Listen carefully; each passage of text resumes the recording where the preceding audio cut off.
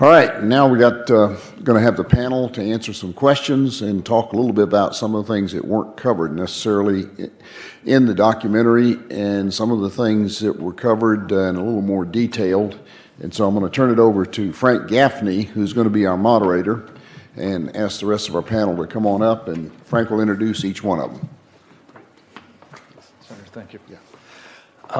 I think we're all going to sit over here, so I'm just going to say a few words by way of introduction and then kick the panel into gear.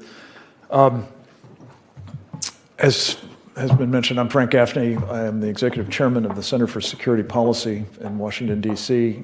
My colleague, Tommy Waller, who is going to be heard from here shortly, and you've seen much in the film, is our new president and CEO of the organization, which I'm very, very pleased with. This is a film that has been needed desperately for a long time, and I couldn't be more pleased that it is now here. And it is now here at a moment that I think all of you, however closely you're following this issue, however steeped in the details you are, you appreciate could hardly be more timely. We're watching a nation having its grid deliberately destroyed in Ukraine. We're watching, it seems, every week or so, some unknown person or persons attacking transformer substations around the United States. Not perhaps with the skill or, thus far at least, the danger of that Metcalf episode, which is shown in the film, but very much with the same purpose, apparently, which is to disrupt, if not take down, our electric grid. And then, I don't need to say, here in the state of Texas, of course, not so long ago, you had Snowmageddon. Is any further wake-up call really required, at least in this state? I surely hope not. And yet, you're now in the throes of a new state legislative session in which we are hopeful that the fourth time will prove to be the charm. You'll be hearing more from one of the great state legislators in the country, as far as I'm concerned, Senator Bob Hull, in a moment, particularly about his legislative efforts over those three previous sessions and what he and some, I think, 13 or 14 other members of the Senate and a building number of sponsors in the House will be bringing to their respective floors in the days to come. Suffice it to say, for me at least, for this moment, this must be the session in which the grid of Texas is finally secured. And by so doing, the model is established that will ensure that every other state steps up in its respective way to try to make sure that the people in their constituencies are protected from what you've just seen, compellingly described, could be the catastrophic consequences of a grid down, especially a protracted grid down. And again, without belaboring the point, every enemy of our country knows both of the vulnerabilities of our grid, the ease with which it can be disrupted at best, at worst, seriously impacted, if not destroyed. And every single one of them has plans to do just that. And if that weren't bad enough, even if none of them actually did it, actually implemented those plans, actually attacked us in this fashion, Mother Nature is going to do it. And that's not a speculation, that's not question of probabilities, as you've seen. It's 100% certitude. It's just a question of when. And a question of whether we'll be prepared for it or not. If the work that Senator Hall is about, that a former Colorado state legislator who has joined us, Representative Tonya VanBeber, and counterparts elsewhere across this country, and hopefully in Washington, D.C., are apprised of the urgency that the American people attach to doing this, we will get it done before it's too late. So that's what brings us here. I'm proud to be part of this team and to present its members to you. Senator, I think by virtue of protocol, as well as time in service on this cause, we're going to start with you. You know him, I'm sure. You've seen a bit of him in the film. To my way of thinking, as I said, he is an extraordinarily formidable and, I hope, emulatable state legislator. Senator, talk a little bit about how you see things at the moment, both in terms of the urgency of the task, your experience with the mission, and the need to get it done here this time around. Well, thank you, Frank, and well, thank you for all of your hard work, because we go way back to the very beginning of me coming to the Senate working on this. Frank and Tommy Waller here and I were working the very first session I came down to Austin, and we've made some progress, and I think an understanding of how important our electrical grid is. It's something that we take for granted. Maybe some folks after Uri don't quite take it quite so for granted, but it is the second most important thing to sustaining life. In our society today, only air is more important. People live longer without water and without food than they will without electricity. Because without electricity, we don't get anything else. You don't get water, you don't get pharmaceuticals, you don't get food, you don't get gasoline, you don't get sewer, you don't get water, you don't get any service. You don't even, hardly even get law enforcement without having electricity. It's not like our society was in the mid-20th century when electricity was a luxury. It is absolutely essential, and it would be irresponsible of us to recognize how important electricity is, how vulnerable we are, how unresilient our system is, how unreliable our system is, and not take the action that is in the bill I have, SB 330, and now House Companion Bill, HB 1412, carried by Representative Matt Schaefer. We know we have to do something with our capacity, and so in increasing our capacity, it would be irresponsible of us to not make sure that that capacity increase was done so that what we're adding to the grid would be resilient. That's in addition to going back and retrofitting and making the changes and adaptations that we need to make. And it's not like we don't know what to do or how to do it. It's just a matter of the will to implement it. And so hopefully with the bill, we will be able to do that. And I really appreciate the panel that has been working with this. I can't thank David Tice enough for the effort he put into creating this documentary. He has worked tirelessly on it for months, or years now. And I think it is absolutely fantastic that he stepped up, and now people have a much better understanding of what the issue is. And so I welcome all of you that are here or they're watching that are not here with us today for your interest in this and your help in helping get this through the legislation this time. Senator, thank you, and most especially for your tenacity in pursuing this, and we're here to support you and to assist you in any way we can. We're going to hear next from a distinguished, another distinguished veteran of our armed forces. His name is Mike Mabee. He served as one of the senior non-commissioned officers in the United States Army in the course of a very distinguished career. A command sergeant major rank is what he ultimately attained.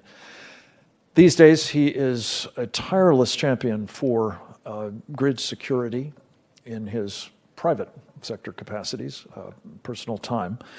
And he has been featured in places like 60 Minutes and in numerous other media outlets as a go-to resource, particularly on Snowmageddon, which he ironically got here just in time to experience, having fled the wilds of New Hampshire for quieter temperatures. He's a case study in how to get through a grid down situation, and he'll tell you more about that, as well as what he's working on now to try to ensure that we contend with the forces that are arrayed against taking the sorts of steps that are now required. Mike Mabee, Command Sergeant Major, over to you, sir. Thank you very much, Frank.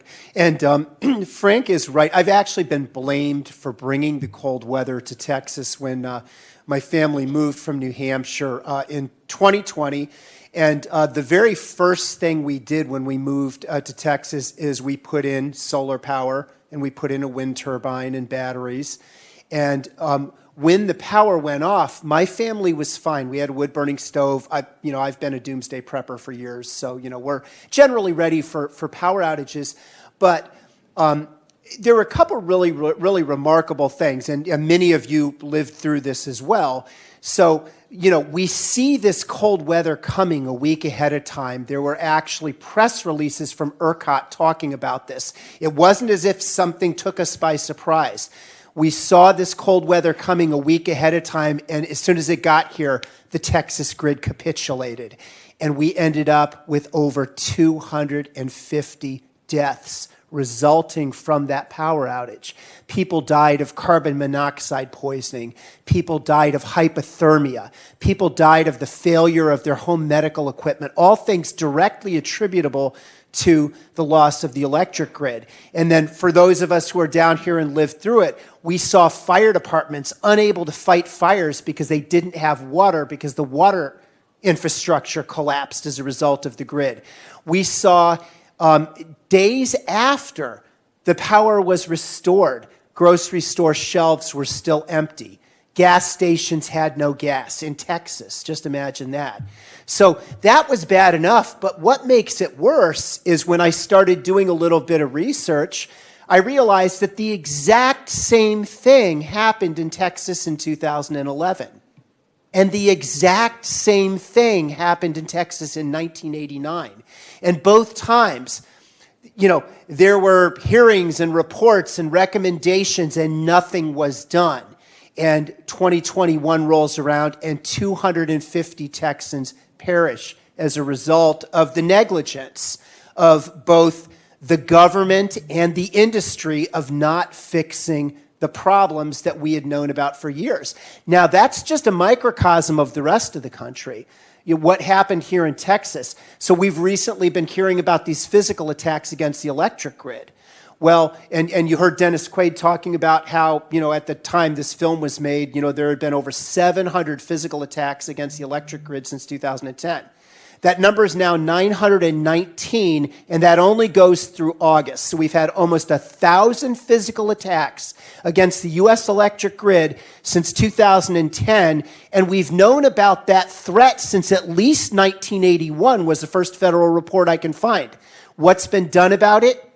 Goose egg. Absolutely nothing has been done about it. And the reason for that is, we gave you 1.2 billion reasons, which is that every time somebody tries, whether, on the federal level or on the state level, somebody tries to put through grid protections, it's opposed by the electric utility industry's very, very powerful lobbying force.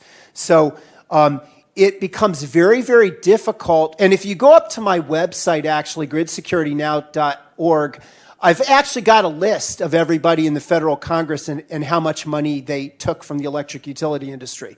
Very, very fascinating. And what you'll find when you look at this list is it's not all one party.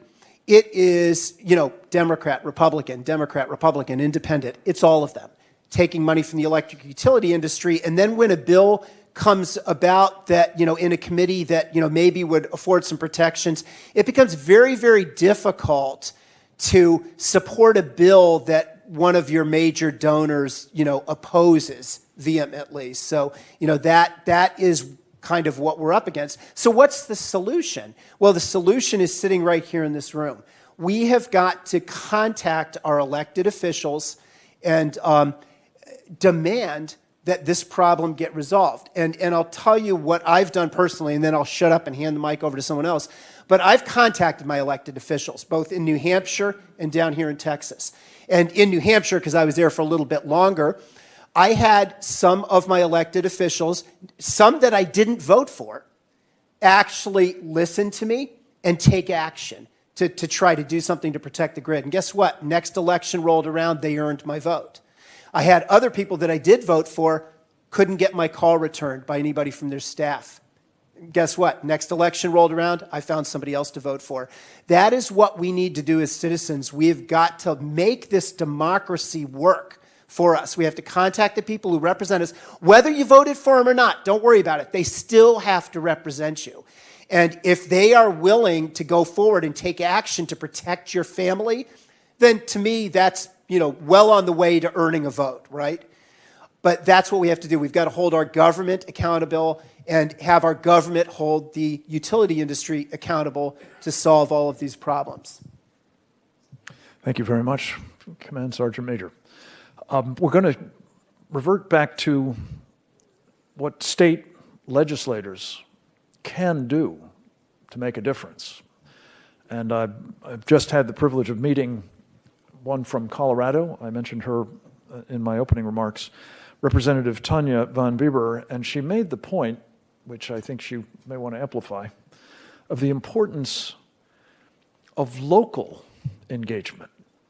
The framers of our Constitution had the brilliant insight that the closer elected representatives are to the people, the more likely they will be representative of the people.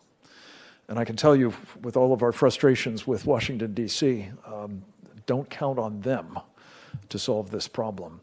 Former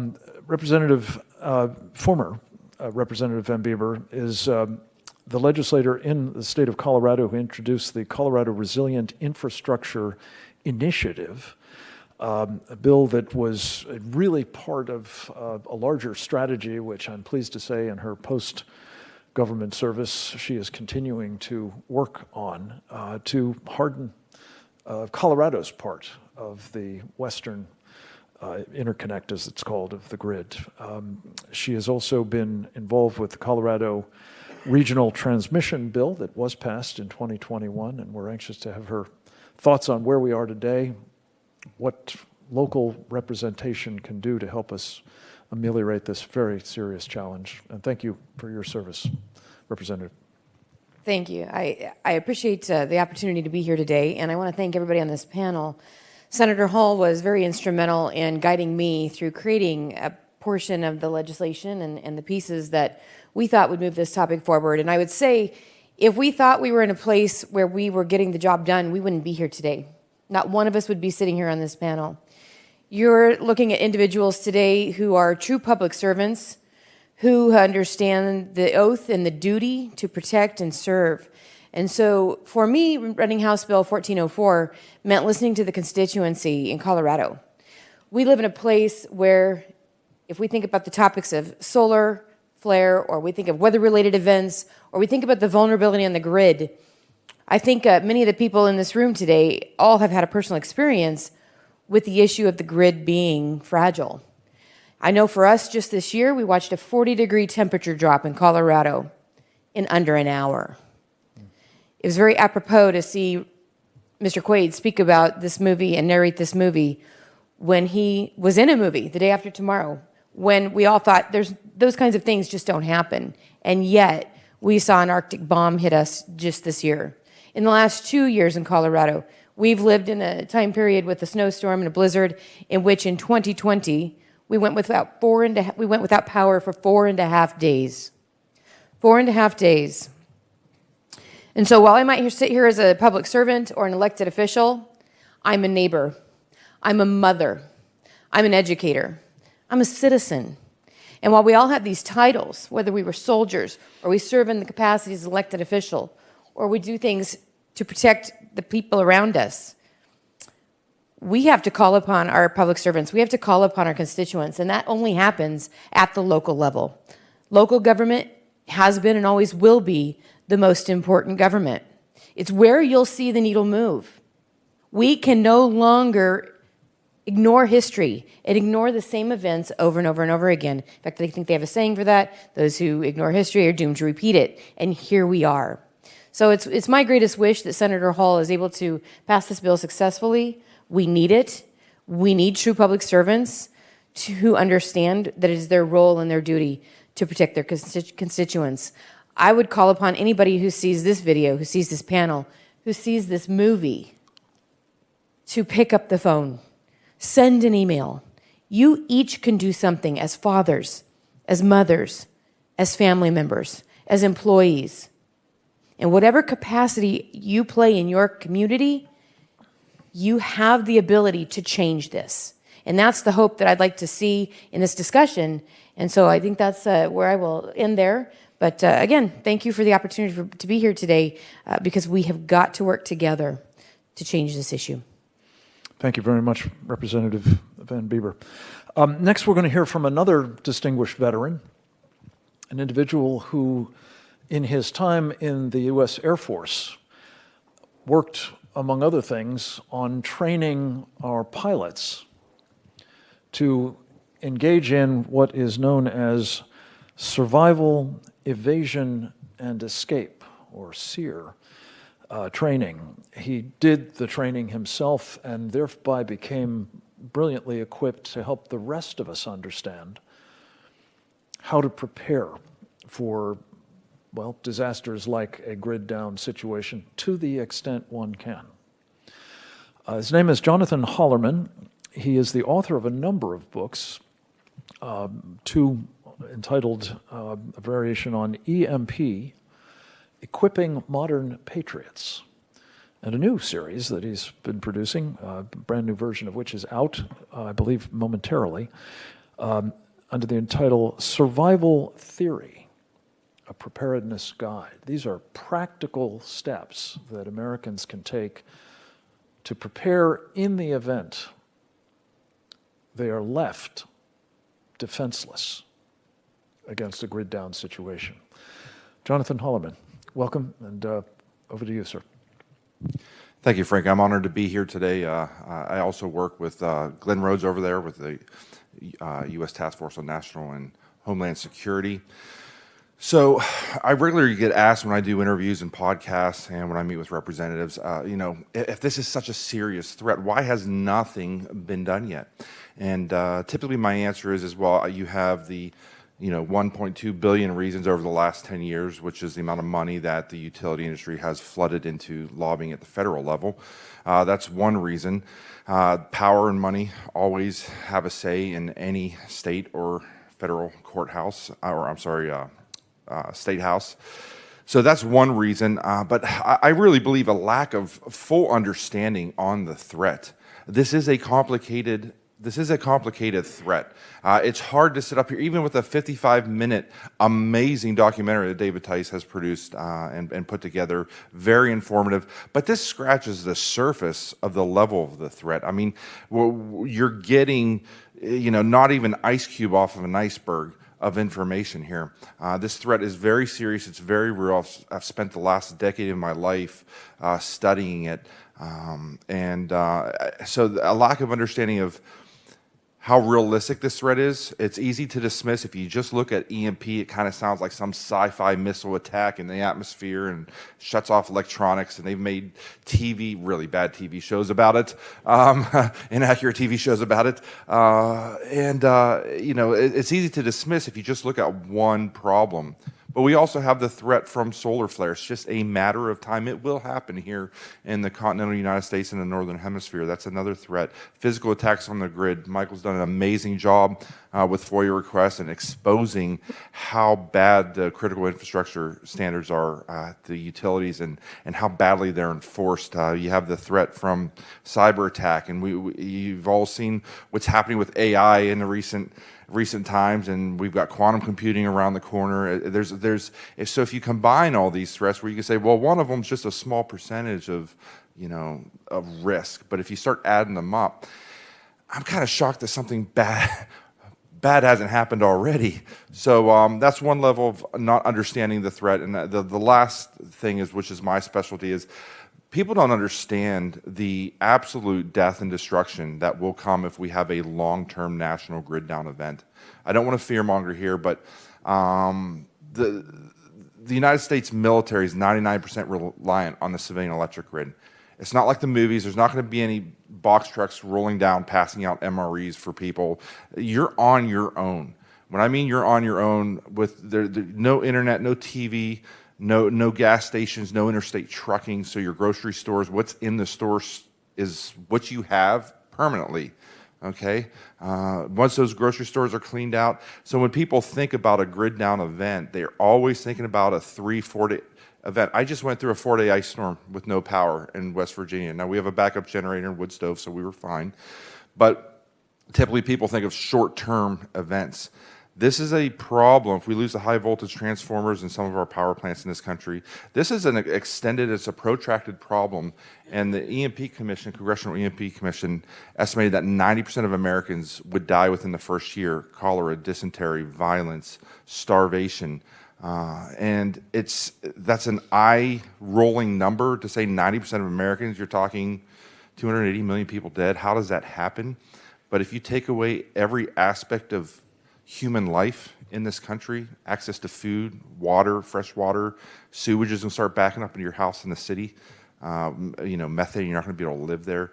It's going to be catastrophic. And I realize forums like this, typically we don't get into the nitty-gritty and the dirty, but that we need to keep that in the forefront of our minds and realize the inaction by politicians not to act on this. We need to get everybody motivated, and we need to get everybody coordinated. And David Tyson, his documentary, has done such an amazing job. The Take Action section to get people motivated. You got to share this information with people. People need to wake up and realize that it's not just about your lights not coming on tomorrow. It could be next year. Your lights still aren't on. So we need to take this threat seriously, and we need to press forward and get something done. So thank you, Senator Hall, and everybody else that's been working on this so diligently for so long, and let's keep moving the football forward. Jonathan, thank you. Let me just make a point that I overlooked. The U.S. Task Force on National and Homeland Security, of which Jonathan is the number 2 now, is a product of the hard work of the greatest, arguably, grid warrior, as David has called this team, of all, to whom he, to his credit, dedicated the film, Dr. Peter Vincent Pry, who appeared in this chamber repeatedly in support of Senator Hall and his efforts over many years. Alas, he passed away last year. And so, in part, we dedicate what we're doing here, as well as this film, the cause that we are serving, to his memory and to fulfilling his most earnest desire for our country, namely securing our grid. I also just wanted to mention, as I was introducing Jonathan's books, that I failed to mention that Command Sergeant Major Mabee is the author of another terrific book on this challenge of civil defense. It's entitled The Civil Defense Book, Emergency Preparedness for a Rural or Suburban Community. I commend it to you all. Finally, proverbial last but hardly least, I'm very pleased to welcome the man I mentioned is a colleague of mine at the Center for Security Policy. He's led our work on infrastructure security for the better part of a decade, and is now our president and CEO. His name is Lieutenant Colonel Tommy Waller, United States Marine Corps Reserves. He is what is known as a Force Reconnaissance Marine, the very elite of that elite service. And he has served in combat repeatedly, but understands that the challenges that we are facing here at home, particularly this existential threat to our country, is perhaps his most important mission ever. And I'm delighted that he is rising to it brilliantly, among other things, in helping David with this film, as you saw, and in so many other ways. Colonel Walter, thank you for your service, which continues now out of uniform, and tell us about what needs to be done here in the state of Texas and across our country. Sure, absolutely. I'll be really quick. Texas, the place that Frank sat me down and told me when he asked me to take this over, this Secure the Grid Coalition, he said, you're going to start there. Texas has its own grid, right? And the very first time that we showed up here in Austin was the day that Governor Abbott was inaugurated for the first time. I hate to admit I didn't have much of a plan. I just had Dr. Peter Pry with me. He's asking me, Tommy, what's the plan? I said, I've been praying. We're just going to go find somebody. Who's the first person we run into in the elevator? Senator Hall, right? Turns out, you saw the movie. You saw his history. I mean, just amazing miracle, right? And that's when it began. So that was 8 years ago. Now, over the last 8 years, at the end of this presentation, we will be at 53 hours. 53 combined hours of educational opportunity provided either in this room or in other rooms in this Capitol for the elected officials of Texas to understand this threat. 53 hours. In 2015, a letter was sent from 23 members of the congressional delegation to Governor Abbott, just imploring him to act at the state level because Congress was failing to protect the grid against these hazards you just saw. A second letter was sent by 13 members of the congressional delegation in 2018. Multiple sessions over and over and over again, the elected officials in the state have failed to effectively pass legislation that would secure the grid against all hazards. But never did we have what we have now with this film, where in 55 minutes we can wake someone up to the issue. It took people flying in to this Capitol from all over the country and having meetings and having briefings, which we have to thank Senator Hall for welcoming and inviting and orchestrating that for 8 years. But it's way past time now. There's no more excuse for inaction. We've seen it already, and we talked about it enough. So I just want to thank those of you that are in the room. I want to acknowledge the fact that the room could be much more full. And because this is being live streamed and recorded, it can be shared, right? The film can be shared. And we can put the rest of our elected officials on notice about the need for them to finally do the right thing and secure the Texas grid. Thank you. Thank you, Colonel. We're going to do a quick round of questions. We're going to stop promptly at 2, but I want to take advantage of the expertise of this extraordinary group of grid warriors to tease out a couple of points. Jonathan, to you, the point you made very directly about the lack of civil defense preparedness adds immeasurably to the danger we're facing. It's bad enough that the government of the United States has not seen fit to protect the grid, but if they're not protecting the people when something bad happens to the grid, it makes the prospects for catastrophic loss of life that much more inevitable. The commission that Peter Pry staffed and led, really, in so many ways for so long, the chairman of it was with us last night in Los Angeles at a marvelous premiere of this movie. Talk about the warning that Dr. William Graham made about the prospective loss of life if these two forces are combined to disastrous effect. Sure. So Dr. William Graham, as stated in the 2004 EMP Commission report, it might have been 2008, one of the two, stated that the federal congressional EMP Commission estimates that 90% of Americans would die within 12 months of a grid down scenario. I believe it was Dr. Graham also that called it a giant continental time machine. Back in the late 1700s or mid 1800s, everybody farmed, everybody had a chicken, everybody knew basic life skills on how to build fires, how to grow vegetables, store them in a root cellar. I think at one point of our country, 70% of Americans farmed in one aspect or another. Today, 2% of the people in this country grow the food for the rest of the other 98%. So there's severe challenges as to the life skills that it takes to live without electricity. They've been gone for, I would say, 75 or 100 years. Even our grandparents have grown up, most of them, with electricity and were raised with electricity. So it is going to be a catastrophic event if we lose electricity in this country long term, and it's not rectified in short order. We just don't have the equipment. We don't have horse-drawn plows and butter churners. Someone might have one as an antique, as a decoration in their kitchen. It probably doesn't even function, even if they knew what you're supposed to be churning to create butter. So there's life skills that are missing, and this idea that it's America, we'll pick ourselves up by the bootstraps, we're going to work together, we're going to figure out the problem. If the first high voltage transformer doesn't arrive to our ports for 12 months to 18 months, we have to have electricity to keep 330 million Americans fed across this massive land mass that we call America. So it is critical to make sure that something is done to prevent this from happening. If we at least harden the high voltage transformers and some of our long line transmission lines, it's still going to be catastrophic. But we at least have a chance as a country to come back and fight back and make repairs. And if we don't, then it's over. This experiment that we call America, we've been here for a couple hundred years now, kind of like the Roman Empire. Let's not let this be our final hoorah. We've got a lot of things going for this country, and there's a lot of great things that we can continue to do in this world.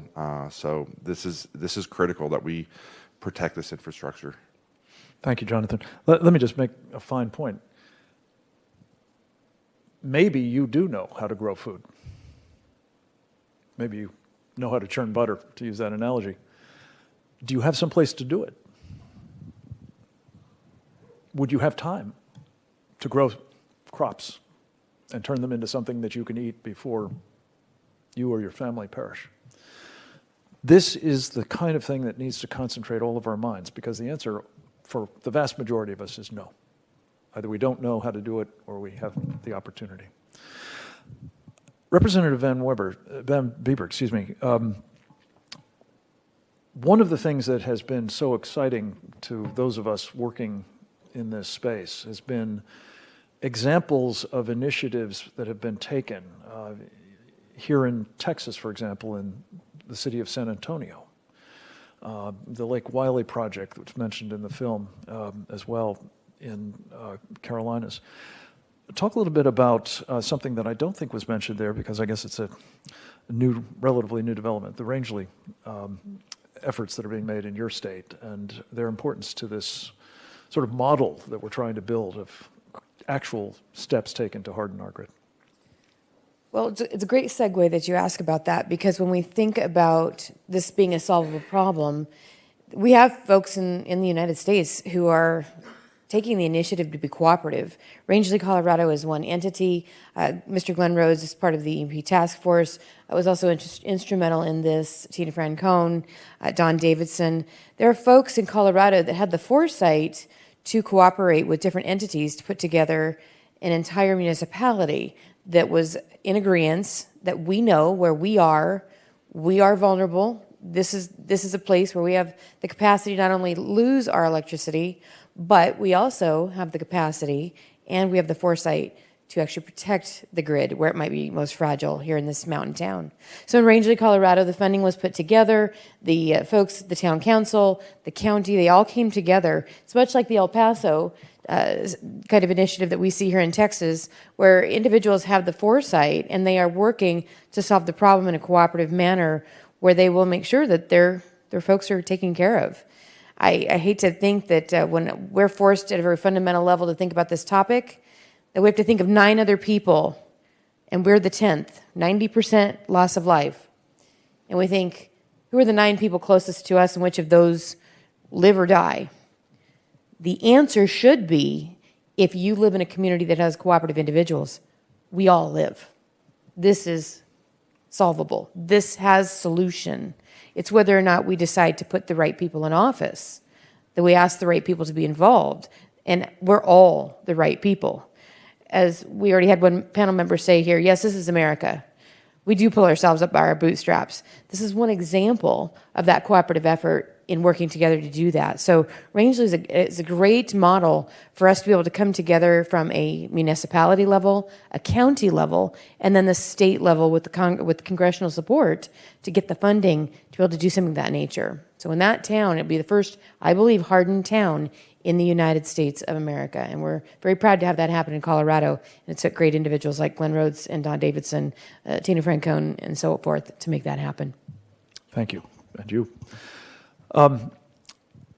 Michael Mabee, one of the things that you have demonstrated again in your private sector capacity now is the ability to hold accountable people who are impeding or otherwise slowing the efforts that we all know are needed. The phenomenon of regulatory capture has become a thing, notably in connection with Big Pharma and the USDA and Centers for Disease Control and so on. But it's also been happening with respect to the overseers, the regulators of the electric grid, particularly at the federal level. Talk a little bit about what you are doing as an individual to try to change that dynamic. Sure. I'm suing the federal government. I am that annoying that I actually have a lawsuit filed with the federal government because they've been aiding and abetting the electric utility industry in covering up the names of violators of cybersecurity and physical security standards, the very few that exist for the bulk power system. And they've been systematically covering these up since 2010. So presently, my lawsuit involves 246 FERC dockets and over 1,500 entities that you are not allowed to know whether the company that you pay for electricity is a serial violator of cybersecurity standards. And in the course of this, I've uncovered that, yes, there are serial violators. One example, we just came from California, and PG&E has been cited numerous times, but the public is not allowed to know this. This is why I had to file a FOIA lawsuit. PG&E also, by the way, is a convicted felon. So many of you remember the Camp Fire a few years back, Paradise, California. 84 people died. That fire was caused by PG&E's equipment causing a wildfire. What the phenomenon is known as in industry parlance is transmission vegetation management, or tree trimming. So to give you an example of regulatory capture, which Frank is talking about, we saw in the film about the Great Northeast Blackout of 2003, which was caused by untrimmed foliage in Ohio, which ended up cascading into a blackout of 55 million people, the entire eastern seaboard and part of Canada. So when that happened, there were congressional hearings, and people thought, well, we need a tree trimming standard. So the government ordered the industry, and yes, you heard that correctly. Who writes the standards? The industry writes their own standards. That's part of regulatory capture. So the government doesn't write the standards and say you need to trim the trees away from the power lines. The industry does that themselves. So how long did it take? Great Northeast Blackout is in 2003. The tree trimming standard was approved in 2013. It took 10 years for the industry to write a tree trimming standard, and was it effective? Well, let's ask the people of Paradise, California, which burned to the ground several years ago for this exact reason. So presently, and how many people here pay an electric bill, by the way? Just show of hands. Oh, everybody. Okay. Every time you pay your electric bill, you are funding this army of lobbyists and attorneys that are fighting against regulation, and also embedding themselves into our federal government and into our state houses to try to keep regulation at bay. the types of regulation that we're talking about to protect the grid. It's shocking to most people when they learn that when you pay your electric bill, you are actually funding the lobbyists who are endangering your family. So let that percolate for a minute, and then, as we've been saying, contact your elected official and tell them this is unacceptable. Amen. We have about 10 minutes left, and I want to make sure that we cover our last two presenters. Colonel Waller, you were involved in a really extraordinary effort made by the United States military, specifically the 13 bases, largely under the influence of a lieutenant general, now retired, alas, by the name of Stephen Quass in the Air Force.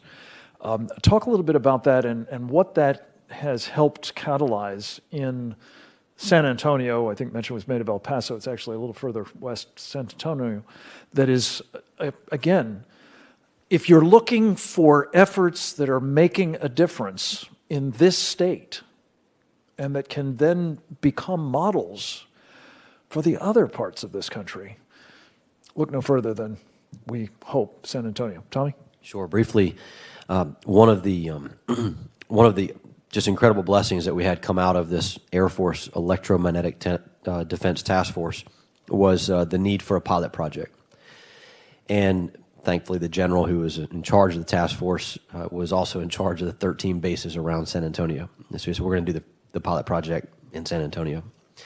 And so what you had, and again, you saw it in the film, please do not mistake the righteous anger about the whole lobbying thing, right?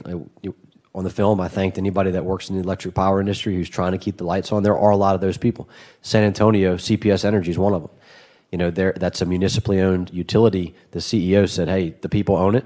This is what you want to do. We'll absolutely do it. And so CPS Energy is working with the Joint Base San Antonio on this electromagnetic defense initiative. It's a place in the country where they'll figure out how to defend not just the base, not just the grid, but the surrounding civilian critical infrastructures against electromagnetic spectrum threats like nuclear EMP or solar weather. So it's a good news story.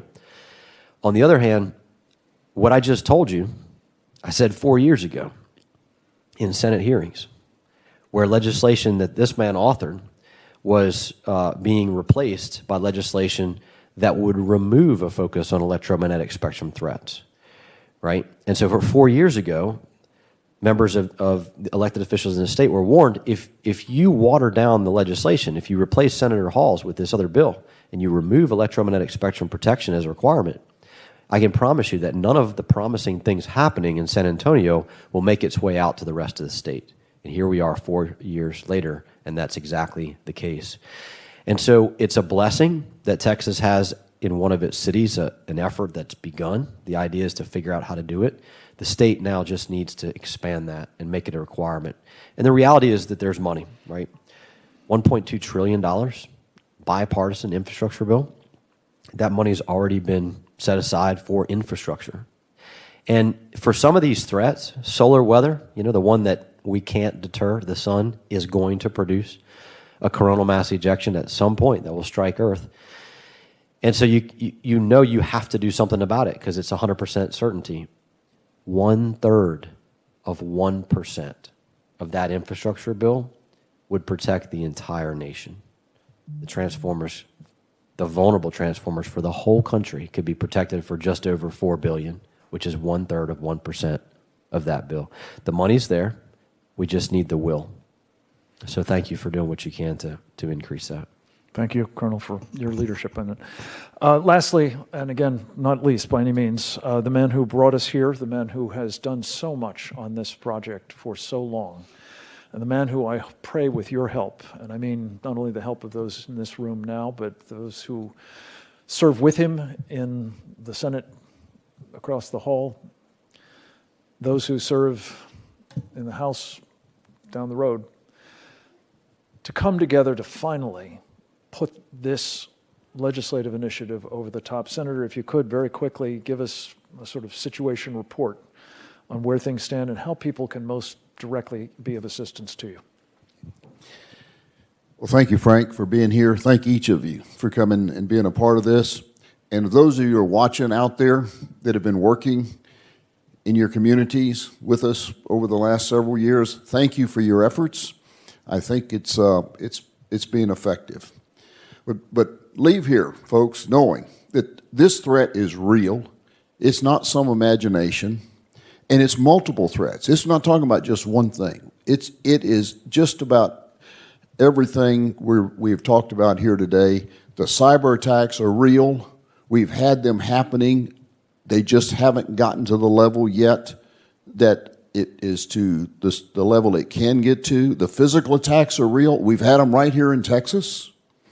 We've had them in other states, and they're getting stronger all the time. Natural and man-made, the natural attacks, the GMDs, it's real. It's happened before. It came very close in recent years to being a catastrophic for us. And the results, if it happened, is beyond imagination. But I don't want people to focus on how bad it really could be. Just accept the fact that it is. We can't do anything about that if we don't do something about the grid, and we know what to do. When we first started this, there was a lot of argument, we don't know what to do. Well, we've moved beyond that. The power companies know what to do. There are companies out there that are already doing stuff in a small degree, and some in a larger degree. We have our own power company here in Texas, CenterPoint, down in Houston, has stepped up. They not only have come up with a design for a substation that is hardened to military specifications. It's in production. They're actually deploying it, but they came up with a design using new technology that they can now build this hardened substation for 25% of the cost of a standard non-hardened unit. Think about that. For those who have talked about we can't afford to do this, folks, we can't afford not to do it. Amen. And in addition to that, they have built a secure control facility built to the military specs for a SCIF that is in operation today. It is their emergency backup control center, and it meets military specifications. It would survive any one of these threats. We have other communities we talked about. So going forward, there is no excuse for us not to stand up to the big money in the power companies and say, you've had your say, you've had your day, it's over, get out of the way. Texas is going to protect Texas, and we don't need the federal government. Just like what we did this past session when I had the bill that got the federal government out of our Second Amendment business here in Texas, we can keep the federal government out of our power company business here. We are separate from the feds. We don't need their approval. We don't need their blessing. We don't need anything from them. We can just do it ourselves. The only thing that's keeping us from doing it is the will to do it. We have the knowledge, we have the skills, we have the capabilities, and it's well within what we can afford to do. There is no excuse for us not to move forward, particularly now that we recognize that we have an electric power problem here in Texas that's basic. We don't have enough to meet what our needs are going forward. And I'm sure that this session, our governor, lieutenant governor, and our speaker committed to having the capacity that's needed for industry to move here for the population growth we're expecting. And it would be irresponsible of us to not have that growth be hardened to meet the threat that's out there that could come in the future. And so I appreciate you being here. I appreciate your participation, and I will much appreciate your continuing to support to help us make this happen, to build the will to do it. God bless you, and God bless Texas. Amen. So that's the bottom line.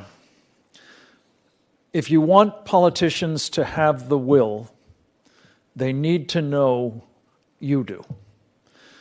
David Tice, thank you for this magnificent film, for the movie to movement effort that you're launching with it to help produce that will. At the back end of it, the movie you saw, you can go to griddownpowerup.com and participate with a click of a mouse to get your messages along the lines of what Senator Hall just said to your elected representatives. at every level to those regulators that have been a problem. And I think particularly importantly to the boards of directors of those utilities that you're paying bills to. Believe me, if you take those steps, every single one of you and at least one other person that you ask to do the same, we will have a movement that will generate the will to protect our country against what could otherwise be its undoing. It's up to us. Thank you for being part of that effort, and thank you for being here to help kick it off here in Austin, Texas. God bless you all. And thanks to all of our panelists. Let's hear it for them. And for those of you who missed the movie at 12 o'clock, it's about ready to start again here in just a couple of minutes.